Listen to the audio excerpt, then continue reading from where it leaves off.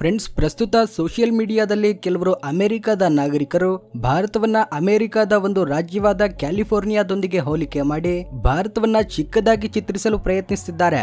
ಅಂದ್ರೆ ವಿಶ್ವದಲ್ಲೇ ಅತಿ ಹೆಚ್ಚು ಜನಸಂಖ್ಯೆಯನ್ನ ಹೊಂದಿರುವ ಭಾರತದ ಜಿಡಿಪಿ ಕೇವಲ $4.2 ಟ್ರಿಲಿಯನ್ ಗಳಷ್ಟಿದೆ. ಆದ್ರೆ ಅಮೆರಿಕದ 50 ರಾಜ್ಯಗಳಲ್ಲಿ ಒಂದಾದ ಕ್ಯಾಲಿಫೋರ್ನಿಯಾದ ಜಿಡಿಪಿ $4.5 ಟ್ರಿಲಿಯನ್ ಗಳಾಗಿದೆ. ಆದ್ದರಿಂದ ಭಾರತವು ಅಮೆರಿಕಾಗೆ ಯಾವ ಕ್ಷೇತ್ರದಲ್ಲೂ ಸ್ಪರ್ಧೆಯಾಗಲಾರದು.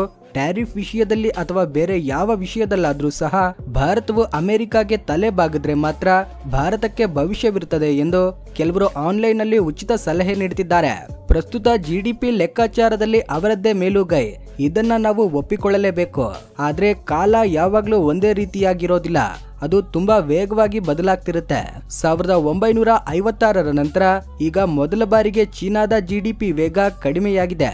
ಭಾರತವನ್ನ ಟ್ಯಾರಿಫ್ ಗಳಿಂದ ಕಾಡಲು ಬಯಸಿದ ಅಮೆರಿಕದ ಜಿಡಿಪಿ ಬೆಳವಣಿಗೆ ದರ ಈಗ -0.5% ಅಷ್ಟು ನೆಗೆಟಿವ್ ಆಗಿದೆ. ಅಮೆರಿಕದಲ್ಲಿ ಈಗ ಹಣದುಬ್ಬರ ಕ್ರಮೇಣ ಹೆಚ್ಚಾಗ್ತಿದೆ. ಶ್ರೇಷ್ಠ ರಾಷ್ಟ್ರಗಳೆಂದು ತಮ್ಮನ್ನ ತಾವು ಕೊಂಡಾಡಿಕೊಳ್ಳುವ ಬ್ರಿಟನ್, ಫ್ರಾನ್ಸ್, ಜರ್ಮನಿಗಳಲ್ಲಿ ಆರ್ಥಿಕ ಬಿಕ್ಕಟ್ಟು ತಲೆದೂರಿದೆ. ನಮ್ಮ ಸುತ್ತಮುತ್ತಲಿನ ದೇಶಗಳಲ್ಲಿ ರಾಜಕೀಯ ಅಸ್ಥಿರತೆ ತಲೆದೂರಿದೆ. ಹೀಗೆ ವಿಶ್ವವೆಲ್ಲ ಸವಾಲುಗಳನ್ನ ಎದುರಿಸುತ್ತಿರುವ ಸಮಯದಲ್ಲಿ ಭಾರತವು ತುಂಬಾ ಗಟ್ಟಿಯಾಗಿ ನಿಂತಿದೆ. 7% ಆರ್ಥಿಕ ಬೆಳವಣಿಗೆ ದರದೊಂದಿಗೆ ವಿಶ್ವದಲ್ಲೇ ಅತಿ ವೇಗವಾಗಿ ಅಭಿವೃದ್ಧಿಯಾಗ್ತಿರುವ ದೇಶವಾಗಿ ಮಾರ್ಪಟ್ಟಿದೆ. ಆದ್ದರಿಂದ ಈ ವಿಡಿಯೋದಲ್ಲಿ ಭಾರತದ ಬೆಳವಣಿಗೆಗೆ ಹೆಚ್ಚಾಗಿ ಕೊಡುಗೆ ನೀಡುತ್ತಿರುವ 10 ಪ್ರಮುಖ ರಾಜ್ಯಗಳ ಬಗ್ಗೆ ತಿಳ್ಕೊಳ್ಳೋಣ. ಈ ರಾಜ್ಯಗಳಿಗೆ ಎಂತಹ ಸಾಮರ್ಥ್ಯವಿದೆಯೆಂದ್ರೆ ಇವು ಜಿಡಿಪಿ ಲೆಕ್ಕಾಚಾರದಲ್ಲಿ ಅಮೆರಿಕವನ್ನು ಹಿಂದಿಕ್ಕಬಲ್ಲವು. ಭಾರತವನ್ನ ಒಂದು ಸೂಪರ್ ಪವರ್ ದೇಶವನ್ನಾಗಿ ಮಾಡಿ ವಿಶ್ವದ ಟಾಪ್ 2 ಎಕಾನಮಿಗಳಲ್ಲಿ ಒಂದಾಗಿ ಮಾಡಬಲ್ಲವು. ಇದು ಎಲ್ರಿಗೂ ಜಾಗೃತಿ ಮೂಡಿಸುವ ವಿಡಿಯೋ ಆಗಿರೋದ್ರಿಂದ ದಯವಿಟ್ಟು ವಿಡಿಯೋನ ಕೊನೆಯವರೆಗೂ ನೋಡಿ. ವಿಡಿಯೋ ಇಷ್ಟವಾದ್ರೆ ಲೈಕ್ ಮಾಡಿ, ನಮ್ಮ ಚಾನೆಲ್ಗೆ ಸಬ್ಸ್ಕ್ರೈಬ್ ಮಾಡಿಕೊಳ್ಳಿ. ನಂಬರ್ 10, ಕೇರಳ. ದಕ್ಷಿಣ ಭಾರತದಲ್ಲಿರುವ ಈ ಸಣ್ಣ ರಾಜ್ಯವು ಅನೇಕ ಯುರೋಪಿಯನ್ ದೇಶಗಳಿಗೂ ಸಾಧ್ಯವಾಗದ ಒಂದು ಅದ್ಭುತ ಸಾಧನೆಯನ್ನ ಮಾಡಿದೆ. ಅದೇ 100% ಲಿಟರಸಿ ರೇಟ್ ನ ಸಾಧಿಸುವುದು. ಈ ರಾಜ್ಯದಲ್ಲಿ ಬಹುತೇಕ ಎಲ್ಲಾ ವಯಸ್ಕರಿಗೆ ಓದಲು ಮತ್ತೆ ಬರೆಯಲು ಬರುತ್ತೆ. ಯುನೆಸ್ಕೋ 2024 ಗ್ಲೋಬಲ್ ಎಜುಕೇಶನ್ ರಿಪೋರ್ಟ್ ಪ್ರಕಾರ ಕೇರಳವು ದೇಶದ ಇತರ ಎಲ್ಲಾ ರಾಜ್ಯಗಳಿಗಿಂತ ಹೆಚ್ಚಿನ ಸಂಖ್ಯೆಯ ಸ್ಕಿಲ್ಡ್ ಪ್ರೊಫೆಷನಲ್ಸ್ ರನ್ನ ಉತ್ಪಾದಿಸುತ್ತಿದೆ. ಈ ರಾಜ್ಯಕ್ಕೆ ಇರೋ ಸ್ಟ್ರಾಂಗ್ ಎಜುಕೇಶನ್ ಬೇಸ್ನೇ ಇದಕ್ಕೆ ಕಾರಣ. ಹಾಗೇನೆ ಕೇರಳದ ಹೆಲ್ತ್ ಕೇರ್ ಸಿಸ್ಟಮ್ ದೇಶದಲ್ಲೇ ಒನ್ ಆಫ್ ದಿ ಬೆಸ್ಟ್ ಎಂದು ಹೇಳಲಾಗ್ತದೆ. ಇಲ್ಲಿನ ರಾಜ್ಯದ ಜನರ ಜೊತೆಗೆ ವಿದೇಶಿ ದೇಶಗಳಿಂದ ಸಾಕಷ್ಟು ರೋಗಿಗಳು ಪ್ರತಿ ವರ್ಷ ವೈದ್ಯಕೀಯ ಚಿಕಿತ್ಸೆಗಾಗಿ ಕೇರಳಗೆ ಬರ್ತಾರೆ. ಗಲ್ಫ್ ದೇಶಗಳಲ್ಲಿ ಕೆಲಸ ಮಾಡೋ ಮಲಯಾಳಿ ಡಯೋಸ್ಪರಾ ಪ್ರತಿ ವರ್ಷ ರೆಮಿಟೆನ್ಸ್ ರೂಪದಲ್ಲಿ ದೊಡ್ಡ ಮೊತ್ತದ ಆದಾಯವನ್ನ ಭಾರತಕ್ಕೆ ಕಳುಹಿಸ್ತಾರೆ. ಪ್ರವಾಸೋದ್ಯಮ ಕ್ಷೇತ್ರದಲ್ಲೂ ಕೇರಳ ರಾಜ್ಯ ಲಕ್ಷಾಂತರ ಪ್ರವಾಸಿಗರನ್ನ ಆಕರ್ಷಿಸುತ್ತಿದೆ. ಆದ್ರೆ ಒಂದು ದೇಶವನ್ನ ಸೂಪರ್ ಪವರ್ ಆಗಿ ಮಾಡಲು ಶಿಕ್ಷಣವೊಂದೇ ಸಾಕಾಗದು, ಅದಕ್ಕೆ ಆರ್ಥಿಕ ಶಕ್ತಿಯೂ ಬೇಕು. ನಮ್ಮ ಮುಂದಿನ ರಾಜ್ಯ ಅದನ್ನೇ ಒದಗಿಸ್ತದೆ. ನಂಬರ್ 9, ಮಹಾರಾಷ್ಟ್ರ. ಮಹಾರಾಷ್ಟ್ರ ನಮ್ಮ ದೇಶದ ಆರ್ಥಿಕ ರಾಜಧಾನಿಯಾಗಿದೆ. 2025ರಲ್ಲಿ ಮಹಾರಾಷ್ಟ್ರ ರಾಜ್ಯ ಒಂದು ಪ್ರತ್ಯೇಕ ದೇಶವಾಗಿದ್ರೆ ಅದರ ಜಿಡಿಪಿ ಪಾಕಿಸ್ತಾನ, ಬಾಂಗ್ಲಾದೇಶ, ಮಯನ್ಮಾರ್ನಂತಹ ಅನೇಕ ದೇಶಗಳಿಗಿಂತ ಹೆಚ್ಚಾಗಿರ್ತದೆ. ಮಹಾರಾಷ್ಟ್ರ ಸರ್ಕಾರದ ಬಿಸಿನೆಸ್ ಫ್ರೆಂಡ್ಲಿ ಪಾಲಿಸೀಸ್ ಮತ್ತೆ ಇನ್ಫ್ರಾಸ್ಟ್ರಕ್ಚರ್ ಫೆಸಿಲಿಟೀಸ್ ಪ್ರಮುಖ ಕಂಪನಿಗಳೆಲ್ಲ ಅಲ್ಲಿಗೆ ಬಂದು ಬಂಡವಾಳ ಹೂಡಿಕೆ ಮಾಡುವಂತೆ ಮಾಡ್ತದೆ.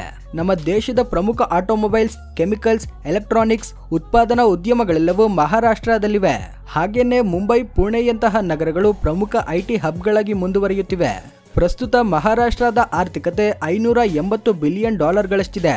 ಅಂದ್ರೆ ಇದು ನಮ್ಮ ದೇಶದ ಜಿಡಿಪಿಯ 15%ಗೆ ಸಮಾನ. ನಂಬರ್ 8, ವೆಸ್ಟ್ ಬೆಂಗಾಲ್. ವೆಸ್ಟ್ ಬೆಂಗಾಲ್ನ ಕೋಲ್ಕತಾ ಸಿಟಿ ನಮ್ಮ ದೇಶವನ್ನ ವಿಶ್ವಕ್ಕೆ ಸಂಪರ್ಕಿಸುವ ಪ್ರಮುಖ ಗೇಟ್ವೇಯಾಗಿ ಕಾರ್ಯನಿರ್ವಹಿಸುತ್ತದೆ. ಅಂದಾಜಿನ ಪ್ರಕಾರ ಭಾರತದಿಂದ ಆಗುವ ಆಮದು ಮತ್ತೆ ರಫ್ತಿನಲ್ಲಿ 30% ಅನ್ನ ಕೋಲ್ಕತಾ ಬಂದರು ಒಂದೇ ನಿರ್ವಹಿಸುತ್ತದೆ. ಆಗ್ನೇಯ ಏಷ್ಯಾ, ಚೀನಾ, ಜಪಾನ್ನಂತಹ ದೇಶಗಳಿಗೆ ಭಾರತವನ್ನ ಸಂಪರ್ಕಿಸುವಲ್ಲಿ ವೆಸ್ಟ್ ಬೆಂಗಾಲ್ ರಾಜ್ಯ ಪ್ರಮುಖ ಸೇತುವೆಯಾಗಿದೆ. ವಿಶ್ವವಿಖ್ಯಾತ ಡಾರ್ಜಿಲಿಂಗ್ ಟೀ ಪಶ್ಚಿಮ ಬಂಗಾಳದಲ್ಲೇ ಉತ್ಪಾದನೆಯಾಗ್ತದೆ. ಈ ಟೀ ಬ್ರ್ಯಾಂಡ್ ಅನ್ನ ಭಾರತೀಯ ಕಂಪನಿಗಳು ವಿಶ್ವಾದ್ಯಂತ ಅನೇಕ ದೇಶಗಳಿಗೆ ರಫ್ತು ಮಾಡ್ತವೆ. ಹಾಗೇನೆ ನಮ್ಮ ದೇಶದ ಉತ್ಪಾದನಾ ಕ್ಷೇತ್ರವನ್ನ ಮುನ್ನಡೆಸಲು ಬೇಕಾದ steel, jute, petrochemicals, leather, textiles, plastic ನಂತಹ ಕಚ್ಚಾ ವಸ್ತುಗಳನ್ನ ಪಶ್ಚಿಮ ಬಂಗಾಳ ಒದಗಿಸುತ್ತದೆ. ಇವುಗಳ ಜೊತೆಗೆ ಜಲಕೃಷಿ, ಮೀನುಗಾರಿಕೆ ಕ್ಷೇತ್ರಗಳಲ್ಲೂ ಪಶ್ಚಿಮ ಬಂಗಾಳ ಮುಂಚೂಣಿಯಲ್ಲಿದೆ. ಇಲ್ಲಿ ದೊರೆಯುವ ಹಿಲ್ಸಾ ಮೀನಿಗೆ ಸ್ಥಳೀಯವಾಗಿ ಮಾತ್ರವಲ್ಲ ಮಧ್ಯಪ್ರಾಚ್ಯ ದೇಶಗಳಲ್ಲೂ ಭಾರಿ ಬೇಡಿಕೆ ಇದೆ. ನಂಬರ್ 7, ರಾಜಸ್ಥಾನ. ಈ ಮರುಭೂಮಿ ರಾಜ್ಯ ಈಗ ಕ್ಲೀನ್ ಎನರ್ಜಿ ಸೆಕ್ಟರ್ ಅಲ್ಲಿ ಭಾರತವನ್ನ ನಂಬರ್ 1 ಸ್ಥಾನದಲ್ಲಿ ನಿಲ್ಲಿಸಿದೆ ಎಂದ್ರೆ ನೀವು ನಂಬುತ್ತೀರಾ? ಖಂಡಿತವಾಗ್ಲೂ ನಂಬಬೇಕು. ರಾಜಸ್ಥಾನದ ಜೋಧ್ಪುರ್ನ ಭದ್ರಾ ಸೋಲಾರ್ ಪಾರ್ಕ್ 14,000 ಎಕರೆಗಳಲ್ಲಿ ವಿಸ್ತರಿಸಿದೆ. ಇದು ವಿಶ್ವದ ಅತಿ ದೊಡ್ಡ ಸೋಲಾರ್ ಪಾರ್ಕ್. ಇಲ್ಲಿ ವರ್ಷಕ್ಕೆ 18,000 ಮೆಗಾವ್ಯಾಟ್ಗಳಷ್ಟು ವಿದ್ಯುತ್ ಉತ್ಪಾದನೆಯಾಗ್ತಿದೆ. ಇದು ಶ್ರೀಲಂಕಾದಂತಹ 5 ದೇಶಗಳನ್ನ ಒಟ್ಟಿಗೆ ನಡೆಸಲು ಸಾಕಾಗುವ ವಿದ್ಯುತ್ಗೆ ಸಮಾನ. ಸೌರಶಕ್ತಿಯ ಜೊತೆಗೆ ವಿಂಡ್ ಎನರ್ಜಿ ಪ್ರೊಡಕ್ಷನ್ ಅಲ್ಲೂ ರಾಜಸ್ಥಾನ ಪ್ರಮುಖ ಪಾತ್ರ ವಹಿಸಿದೆ. ಈ 2 ಸೆಕ್ಟರ್ಗಳು ಒಟ್ಟಾಗಿ ರಾಜಸ್ಥಾನದ 140 ಲಕ್ಷ ಮನೆಗಳಿಗೆ ವಿದ್ಯುತ್ ಒದಗಿಸುತ್ತಿವೆ. 2030ರ ವೇಳೆಗೆ 500 ಗಿಗಾವ್ಯಾಟ್ಗಳಷ್ಟು ಶಕ್ತಿಯನ್ನ ಉತ್ಪಾದಿಸುವ ದೊಡ್ಡ ಗುರಿಯನ್ನ ರಾಜಸ್ಥಾನ ರಾಜ್ಯ ಹೊಂದಿದೆ. ಇವುಗಳ ಜೊತೆಗೆ ರಾಜಸ್ಥಾನ ಥಾರ್ ಮರುಭೂಮಿಯ ಭೂಗರ್ಭದಲ್ಲಿ ಜಿಂಕ್, ಕಾಪರ್, ಜಿಪ್ಸಮ್ನಂತಹ ರೇರ್ ಎರ್ತ್ ಎಲಿಮೆಂಟ್ ಸಮೃದ್ಧವಾಗಿ ದೊರೆಯುತ್ತವೆ. ನಂಬರ್ 6 ತೆಲಂಗಾಣ ಪ್ರಸ್ತುತ ದೇಶದ ಯಂಗೆಸ್ಟ್ ಸ್ಟೇಟ್ ಆಗಿದೆ. ಆದರೆ ಕಳೆದ 10 ವರ್ಷಗಳಲ್ಲಿ ತೆಲಂಗಾಣ ದೇಶದ ಯಾವ ಇತರ ರಾಜ್ಯಗಳಿಗೂ ಸಾಧ್ಯವಾಗದ ಒಂದು ದೊಡ್ಡ ಸಾಧನೆಯನ್ನ ಮಾಡಿದೆ. ಸ್ಟಾರ್ಟ್ಅಪ್ ಇಂಡಿಯಾ 2024ರ ರಿಪೋರ್ಟ್ಗಳ ಪ್ರಕಾರ ತೆಲಂಗಾಣದಲ್ಲಿ ಪ್ರಸ್ತುತ 4,000 ಸಕ್ರಿಯ ಸ್ಟಾರ್ಟ್ಅಪ್ಗಳಿವೆ. ಅಂದ್ರೆ ಜರ್ಮನಿ, ಸಿಂಗಾಪುರ್, ನೆದರ್ಲ್ಯಾಂಡ್ಸ್ ನಂತಹ ಅಭಿವೃದ್ಧಿ ಹೊಂದಿದ ದೇಶಗಳಿಗಿಂತ ತೆಲಂಗಾಣದಲ್ಲಿ ಹೆಚ್ಚಿನ ಕಂಪನಿಗಳಿವೆ ಎಂದರ್ಥ. ಈ ಕಂಪನಿಗಳು artificial intelligence, fintech, agriculture sector ಅಲ್ಲಿ ತಮ್ಮ ಪ್ರಭಾವವನ್ನ ತೋರಿಸ್ತಿವೆ. ಆದ್ರೆ ತೆಲಂಗಾಣ ಕೇವಲ ಸ್ಟಾರ್ಟ್ಅಪ್ಗಳಿಗೆ ಮಾತ್ರ ಸೀಮಿತವಾಗಿಲ್ಲ. ಹೈದರಾಬಾದ್ ಅನ್ನ ಭಾರತದ ಫಾರ್ಮಾ ಸಿಟಿ ಎಂದು ಕರೆಯಲಾಗ್ತದೆ. ವಿದೇಶಗಳಿಗೆ ಭಾರತ ರಫ್ತು ಮಾಡುವ ಬೃಹತ್ ಔಷಧಗಳಲ್ಲಿ 40% ಅನ್ನ ತೆಲಂಗಾಣ ರಾಜ್ಯವೊಂದೇ ಉತ್ಪಾದಿಸುತ್ತದೆ. ಹಾಗೇನೆ ಇಲ್ಲಿ ವಿಶ್ವವಿಖ್ಯಾತ ಜಿನೋಮ್ ವ್ಯಾಲಿ ಇದೆ. ಈ ಜಿನೋಮ್ ವ್ಯಾಲಿಯಲ್ಲಿ ಹೊಸ ರೀತಿಯ ಔಷಧಿಗಳು ಮತ್ತೆ ಜೀವ ವಿಜ್ಞಾನದ ಮೇಲೆ ಸಂಶೋಧನೆಗಳು ನಡೆಯುತ್ತವೆ. ಹಾಗೇನೆ ನಮ್ಮ ದೇಶದ ರಕ್ಷಣೆಗೆ ಅತ್ಯಂತ ಪ್ರಮುಖವಾದ DRDO, Hindustan aeronautics, Bharat dynamics limited ನಂತಹ ಕಂಪನಿಗಳು ಕೂಡ ಹೈದರಾಬಾದ್ ನಲ್ಲಿವೆ. ಇಲ್ಲಿ ಆಕಾಶ್, ಅಸ್ತ್ರ, ನಾಗ್ನಂತಹ ಕ್ಷಿಪಣಿಗಳನ್ನ ತಯಾರಿಸಲಾಗ್ತದೆ. ನಂಬರ್ 5 ತಮಿಳುನಾಡು. ಭಾರತದಲ್ಲಿ ತಯಾರಾಗುವ ಪ್ರತಿ 3 ಕಾರುಗಳಲ್ಲಿ ಒಂದು ಕಾರು ತಮಿಳುನಾಡಲ್ಲೇ ಉತ್ಪಾದನೆಯಾಗ್ತದೆ ಎಂಬ ವಿಷಯ ನಿಮಗೆ ಗೊತ್ತಾ? BMW, ಫೋರ್ಡ್, ನಿಸಾನ್, ಹ್ಯುಂಡೈ, ಟಾಟಾದಂತಹ ಪ್ರಮುಖ ಕಾರ್ ಉತ್ಪಾದನಾ ಕಂಪನಿಗಳೆಲ್ಲವೂ ತಮಿಳುನಾಡಲ್ಲಿ ತಮ್ಮ ಕಾರ್ಖಾನೆಗಳನ್ನು ಸ್ಥಾಪಿಸಿವೆ. ಆದ್ದರಿಂದ ಚೆನ್ನೈ ನಗರಕ್ಕೆ ಡೆಟ್ರಾಯಿಟ್ ಆಫ್ ಇಂಡಿಯಾ ಎಂಬ ನಿಕ್ನೇಮ್ ಬಂದಿದೆ.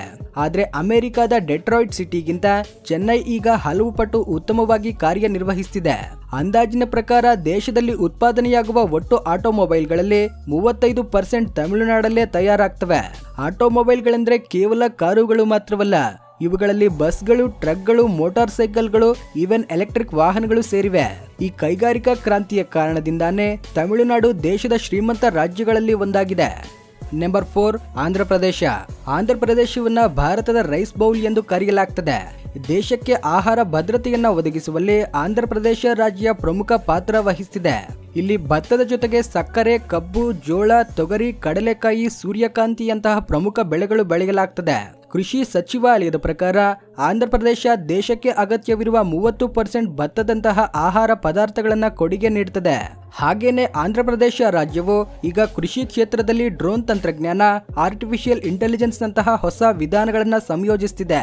ಇವುಗಳ ಜೊತೆಗೆ ಆಂಧ್ರ ಪ್ರದೇಶಕ್ಕೆ ಇರುವ ಉದ್ದದ ಕರಾವಳಿ, ಬಂದರು ನಗರಗಳು ದೇಶದ ಆಮದು ಮತ್ತು ರಫ್ತುಗಳನ್ನ ವೇಗವಾಗಿ ನಡೆಸಲು ಪ್ರಮುಖ ಪಾತ್ರ ವಹಿಸುತ್ತವೆ. ಹಾಗೇನೆ ಆಂಧ್ರ ಪ್ರದೇಶದಲ್ಲಿ ಈಗ ಅಮರಾವತಿಯಂತಹ ವಿಶ್ವ ದರ್ಜೆಯ ನಗರದ ನಿರ್ಮಾಣ ನಡೆಯುತ್ತಿದೆ. ಆದ್ರೆ ಒಂದು ದೇಶವನ್ನ ಅಭಿವೃದ್ಧಿ ಪಡಿಸಲು ಇದಷ್ಟೇ ಸಾಕಾಗದು, ಅದಕ್ಕೆ ತಂತ್ರಜ್ಞಾನ ಮತ್ತೆ ನಾವೀನ್ಯತೆಯೂ ಬೇಕು. ನಾವು ಮುಂದೆ ಚರ್ಚಿಸಲಿರುವ ರಾಜ್ಯವು ಆ ಕ್ಷೇತ್ರಗಳನ್ನ ಈಗ ಆಳುತ್ತಿದೆ. ನಂಬರ್ 3 ಕರ್ನಾಟಕವನ್ನ ಭಾರತದ ಸಿಲಿಕಾನ್ ವ್ಯಾಲಿ ಎಂದು ಕರೆಯಲಾಗ್ತದೆ. ಇಲ್ಲಿ ಕೇವಲ ಬೆಂಗಳೂರು ನಗರವೇ ವರ್ಷಕ್ಕೆ $100 ಬಿಲಿಯನ್ IT ಆದಾಯವನ್ನ ಉತ್ಪಾದಿಸುತ್ತಿದೆ. ಫಾರ್ಚ್ಯೂನ್ 500 ಎಂದು ಕರೆಯಲ್ಪಡುವ 500 ಕಂಪನಿಗಳಲ್ಲಿ 400 ಕಂಪನಿಗಳು ಕರ್ನಾಟಕದಲ್ಲಿ ತಮ್ಮ ಬ್ರಾಂಚ್ಗಳನ್ನ ಸ್ಥಾಪಿಸಿವೆ. ನಮ್ಮ ಇಸ್ರೋ ಕೂಡ ತನ್ನ ಹೆಡ್ ಕ್ವಾರ್ಟರ್ನ ಬೆಂಗಳೂರಲ್ಲಿ ಸ್ಥಾಪಿಸಲಿದೆ. ಇಲ್ಲಿ ಚಂದ್ರಯಾನ್, ಮಂಗಲ್ಯಾನ್, ಗಗನ್ಯಾನ್ ನಂತಹ ಪ್ರಮುಖ ಬಾಹ್ಯಾಕಾಶ ಕಾರ್ಯಕ್ರಮಗಳನ್ನ ರೂಪಿಸಲಾಗ್ತದೆ. ಹಾಗೇನೆ ಗ್ಲೋಬಲ್ ಇನ್ವೆಸ್ಟ್ಮೆಂಟ್ನ ದೊಡ್ಡ ಪ್ರಮಾಣದಲ್ಲಿ ಆಕರ್ಷಿಸುವಲ್ಲೂ ಕರ್ನಾಟಕ ರಾಜ್ಯವು ಮುಂಚೂಣಿಯಲ್ಲಿದೆ. ಇಲ್ಲಿ ಗೂಗಲ್, ಮೈಕ್ರೋಸಾಫ್ಟ್, ಇಂಟೆಲ್, ಅಮೆಜಾನ್ ನಂತಹ ವಿದೇಶಿ ಕಂಪನಿಗಳ ಜೊತೆಗೆ ಇನ್ಫೋಸಿಸ್, ವಿಪ್ರೋ, ಫ್ಲಿಪ್ಕಾರ್ಟ್ ನಂತಹ ಭಾರತೀಯ ಬ್ರ್ಯಾಂಡ್ಗಳು ಕೂಡ ತಮ್ಮ ಕಚೇರಿಗಳನ್ನು ಸ್ಥಾಪಿಸಿವೆ. ಇವುಗಳ ಜೊತೆಗೆ ಕರ್ನಾಟಕ ರಾಜ್ಯವು ಈಗ ಬಯೋಟೆಕ್ನಾಲಜಿ, ಏರೋಸ್ಪೇಸ್, ಫಾರ್ಮಾ ಕ್ಷೇತ್ರದಲ್ಲೂ ಉತ್ತಮ ಪ್ರಗತಿಯನ್ನ ಕಾಣ್ತಿದೆ. ನಂಬರ್ 2 ಗುಜರಾತ್. ದೇಶದ ಭೂಪ್ರದೇಶದಲ್ಲಿ ಕೇವಲ 5% ಅನ್ನ ಹಂಚಿಕೊಳ್ಳುವ ಗುಜರಾತ್ ರಾಜ್ಯ ಭಾರತದ ಒಟ್ಟು ಸರಕು ರಫ್ತಿನಲ್ಲಿ 25% ಅನ್ನ ಕೊಡುಗೆ ನೀಡುತ್ತದೆ. ಆದ್ದರಿಂದ ಗುಜರಾತ್ ಅನ್ನ ಫ್ಯಾಕ್ಟರಿ ಆಫ್ ಇಂಡಿಯಾ ಎಂದು ಕರೆಯಲಾಗ್ತದೆ. ಈ ರಾಜ್ಯದ ಅಹಮದಾಬಾದ್, ವಡೋದರಾ, ಸೂರತ್, ಜಾಮ್ನಗರ್ನಂತಹ ನಗರಗಳು ಪ್ರಮುಖ ಕೈಗಾರಿಕಾ ಕೇಂದ್ರಗಳಾಗಿವೆ. ಇಲ್ಲಿಂದಾನೇ petrochemicals, cement, auto components, electronic ವಸ್ತುಗಳು, ಸೆಮಿಕಂಡಕ್ಟರ್ಗಳಂತಹ ಪ್ರಮುಖ ಉತ್ಪನ್ನಗಳು ತಯಾರಾಗ್ತವೆ.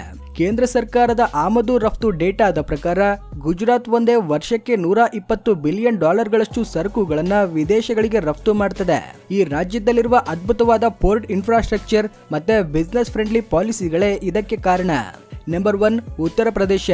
ಉತ್ತರ ಪ್ರದೇಶ ಒಂದು ಪ್ರತ್ಯೇಕ ದೇಶವಾದರೆ ಅದು ಚೀನಾ, ಭಾರತ, ಅಮೆರಿಕ, ಇಂಡೋನೇಷಿಯಾ ನಂತರ ವಿಶ್ವದ ಅತಿ ಹೆಚ್ಚು ಜನಸಂಖ್ಯೆ ಇರುವ 5ನೇ ದೇಶವಾಗ್ತದೆ.